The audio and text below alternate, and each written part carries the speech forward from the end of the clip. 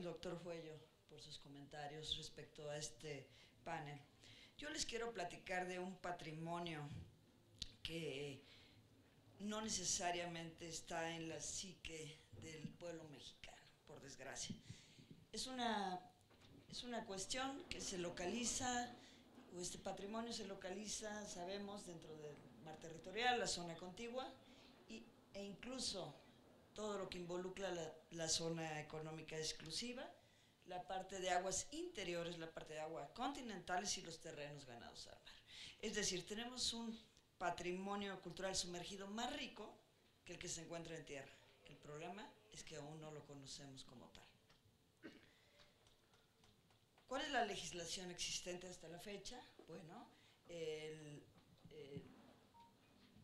varias de tipo internacional, relacionadas más con los océanos que con el mismo patrimonio a nivel mundial, pero es cuando surge a partir del 2001 la Convención Internacional para la Protección del Patrimonio Cultural Subacuático, integrada actualmente por 55 países, donde México forma parte de estos, y cuyas normas establece, digamos, las reglas del juego en relación a la investigación, la conservación, la protección y la difusión del mismo. Por otro lado, en México tenemos la Ley Federal de Monumentos y Zonas Arqueológicos, Artísticos e Históricos, y es tan solo en 2012 que se integra el patrimonio cultural sumergido, es decir, antes de esta fecha ni siquiera estaba en nuestra legislación. Por eso les digo que es un patrimonio poco conocido. Ahora, tenemos una serie de instituciones, ONG y amigos, digamos, del patrimonio cultural sumergido a nivel internacional que han venido ayudando a México a desarrollar esta joven disciplina que tan solo tiene 40 años de existir. Este patrimonio, ¿dónde se encuentra? Podemos localizarlo en el Golfo de México principalmente, con una identificación entre el Golfo y el Mar Caribe de 400 pecios, es decir, barcos hundidos, anclas, cañones y de relictos en terrenos ganados al mar. También lo podemos localizar en tierra adentro, en áreas de volcanes, en cráteres lago, como por ejemplo el Nevado de Toluca, y otros tantos que se localizan en aguas continentales, como el Manantial de la Media Luna, etc. Muchos estudios de caso.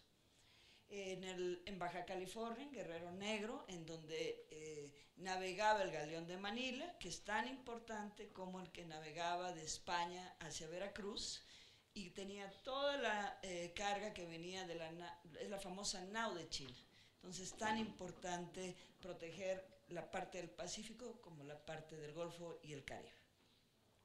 En Veracruz, varias decenas de barcos hundidos que desgraciadamente fueron arrasados por la construcción del puerto moderno y otros puertos previos que ya no, pues esta generación ya no le dio tiempo de registrar, por desgracia. Y bueno, tomando este ejemplo, es que en la península de Yucatán hemos, desde el 2003, avanzado en relación a qué tenemos en cuanto a patrimonio cultural sumergido. La realización del inventario, la realización del sistema de información geográfico y la cartografía que deriva de ello. Es decir, gracias a que estamos en Campeche con una base, hemos podido frenar el saqueo. Ahora bien, importante, dentro de los descubrimientos, ni más ni menos que la abuela de todos nosotros, Naya, que se encontró en una cueva sumergida en Tulum y que está datada para 13.000 años antes del presente, y que además de haber muerto en un lugar donde antes el nivel del agua estaba 100 metros por debajo del actual, y que nos indica este cambio climático que se viene dando desde hace varios miles de años y las diferentes fluctuaciones del mismo, es cómo podemos relacionar este patrimonio cultural con esta evidencia natural que ha venido cambiando durante los siglos. Evidencia en cenotes y cuevas que se estaba perdiendo también por la falta de vigilancia en la selva, principalmente. Gracias. Evidencia en cuevas secas, principalmente en el área de la zona de Campeche, en la Sierrita de Ticul. Es fascinante, lugares con pintura mural, con más de 8 kilómetros de pintura mural en la Sierrita de Ticul, y ahora recién descubierto en noviembre en el área de Calakmul. También tenemos que el patrimonio cultural sumergido, que va desde el siglo XVI hasta inicios del siglo XX, está compuesto por, como les decía, pecios, patrimonio que está en la zona costera, en terrenos ganados al mar, barcos incluso de la guerra de intervención norteamericana, francesa, los famosos lastres de Texas de Marsella, es decir, un patrimonio tan rico que nos va hablando de diferentes siglos, y que es bien importante tomar en cuenta para llevar un registro, no solamente de la parte histórica, sino de la parte natural asociada. Y ahora voy a ello. Bueno, está el trabajo de archivo, el trabajo con los informantes, muy relacionado con la gobernanza, el trabajo con las comunidades. Sin ellos no tendríamos este sistema de información geográfico que se está desarrollando principalmente en la península de Yucatán, y finalmente que son los partícipes, los integrantes de estos proyectos, que nos llevan a llevar la parte tecnológica y poder aplicar todos sus conocimientos y sustentarlos con la parte de, por ejemplo, de sensoramientos remotos y diferentes tecnologías aplicadas, ¿no? Como las actividades relacionadas con los 3D e incluso el 4D, ¿no? El trabajo de campo bien importante, que es el que requiere unas capacidades bastante interesantes, ¿no? Para poder estar dentro de estos contextos arqueológicos sin perturbarlos, como lo dice la convención, integrar todo esto al sistema de información geográfico.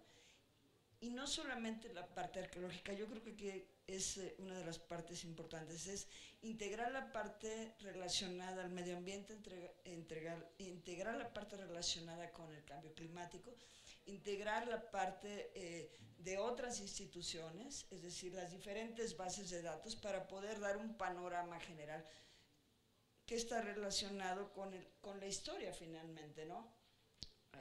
Cuando mostraste el mapa donde marca la Isla Bermeja, es una pregunta que todo el mundo me hace, ¿no? Y les digo, bueno, la referente cartográfica es esta, ¿no? Sin embargo, necesitamos de más datos, ¿no? De datos relacionados con las corrientes, con la diferencia de fluctuación en las costas, etcétera. Entonces, haciendo un monitoreo desde el primer mapa de Juan de la Costa hasta la fecha, podemos ir hablando de cómo se ha modificado la visión que tenemos del mar, de la costa, y de cómo se ha venido registrando este patrimonio también, ¿no? Y bueno, las líneas de investigación, áreas potenciales de búsqueda, que todavía falta mucho por recorrer, principalmente en el Pacífico y en el Golfo Norte y en el Pacífico Sur también. La construcción naval y de pertrechos, bien importante, porque tenemos en México estudios ni al 10%, es impresionante, ¿no? Y muchos de ellos también realizados por la CEMAR, más que por arqueología, curiosamente. La vida cotidiana a bordo, que nos habla de la vida cotidiana de las costas, la cultura material y la identificación y reconocimiento de estos restos. Ahora bien, ¿qué pasa con el patrimonio que ya fue extraído? Muchas veces tiene marcadores climáticos muy identificados, que en el momento de la conservación se pierde. ¿Por qué? Porque no hay programas integrales que nos digan, a ver, esto tiene ciertos parámetros que podemos definir para de ahí sacar información, y se limpian completamente para los museos y se pierde esa parte del conocimiento. También tenemos, bueno, la identificación obviamente de los pecios, los diferentes años, de acuerdo a estos elementos diagnósticos que solamente pueden ser extraídos si están en peligro de saqueo, si son importantísimos para la investigación y si se puede garantizar su conservación. Esos son como los 3 parámetros que marca la Convención de la UNESCO. Los catálogos que se han venido realizando, los rescates que se hacen en las obras de pavimentación, de creación de edificios, sobre todo en Campeche, estamos en terrenos ganados al mar en muchas áreas. Se han detectado desde restos humanos hasta restos de artillería y pertrechos de guerra que son muy importantes para el entendimiento de esta historia. ¿Qué pasa? El saqueo de pescadores, el saqueo de buzos deportivos principalmente, pero el principal factor son los coleccionistas que adquieren este patrimonio. Ese es lo que hemos detectado como mayor problemática. ¿Qué sucede? La concientización es lo más importante. Para concientizar, para evitar este saqueo, lo más importante que se ha manejado a nivel internacional es la visibilidad de este patrimonio. Entonces, ¿cómo logramos la visibilidad de este patrimonio? Hay diferentes ejemplos que se han realizado a nivel internacional en Egipto, en China, museos subacuáticos, publicaciones, ponencias, conferencias, pero ¿cómo le llegamos a las poblaciones, no? Es a través, bueno, principalmente de exposiciones, de museos de sitio, de museos estatales. Y bueno, Campeche ha tenido varios casos, digamos, que han llevado para bien la visibilidad de este patrimonio. Uno de ellos que trabajó la doctora Evelia también en el Museo de la Vida, Museo de la Vida. El otro es en la aduana marítima, y que están llevando a la psique de las poblaciones de todos los sectores, de los 3 niveles de gobierno incluso, qué es el patrimonio y cómo podemos conservarlo.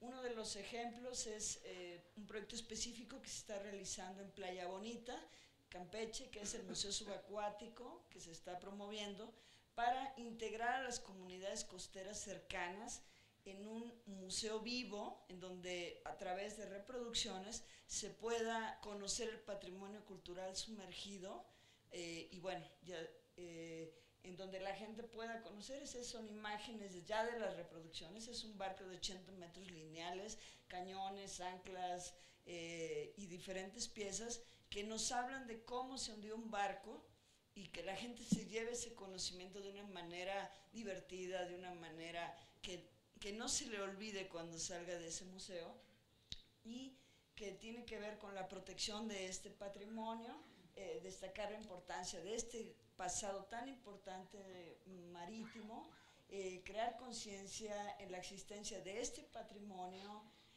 la creación aquí voy a parar un segundo, la creación de un arrecife artificial. Algo bien importante es que los pecios, los cañones, las anclas son actualmente arrecifes artificiales. Por eso los pescadores lo conocen. Y entonces, por desgracia, quien los protege de facto, porque es donde van a producir, van a extraer el recurso, pero sin embargo está el otro sector que prefiere extraer la pieza al fondo marino para venderla por unos cuantos pesos a la chatarrería local, perdiéndose todo el contexto natural adherido al contexto de patrimonio cultural. Entonces, hemos tratado de cuidar esa parte, sin embargo, necesitamos como una congruencia con otras entidades relacionadas. También está la creación de un laboratorio vivo, interdisciplinario, y bueno, por supuesto, la apropiación del patrimonio, que tiene que ver también con la sensibilización de esta población ligada a las zonas costeras. Por supuesto, hacer explícita la vinculación del INAH y de los gobiernos y de los 3 niveles con el patrimonio cultural sumergido y su relación con el patrimonio natural, fortalecer el acceso igualitario y democrático al mismo, y crear, esa es una de las propuestas, un centro de capacitación regional y de integración con la comunidad, en donde se definan políticas de conservación relacionadas con los laboratorios que tienen que ver con el cambio climático, la gobernanza y todas las poblaciones cercanas y por supuesto el patrimonio cultural sumergido. Es decir, crear, y esto voy a ampliar un poquito nada más, si regresamos, Playa Bonita está por acá, del otro lado está el reducto de San José, crear un museo vivo donde la gente pueda bucear, snorkelear, sentir, irse con la idea de qué es el patrimonio, y justamente el lado contrario de Campeche, hacer un museo más tradicional, con las piezas originales, de tal suerte de hacer un recorrido general por toda la costa, en donde se incluyan no solamente aspectos históricos, aspectos cartográficos, aspectos relacionados con todos estos 40 años de investigación, sino integrar la parte que estamos tratando en este foro, la parte del cambio climático, la parte documentada desde el 13.000 años antes de Cristo, que fue por eso empecé por ahí, hasta el presente o lo que tenemos registrado, para que la gente pueda entender a un nivel macro cómo ha venido cambiando el clima, por lo menos en el área de la península de Yucatán.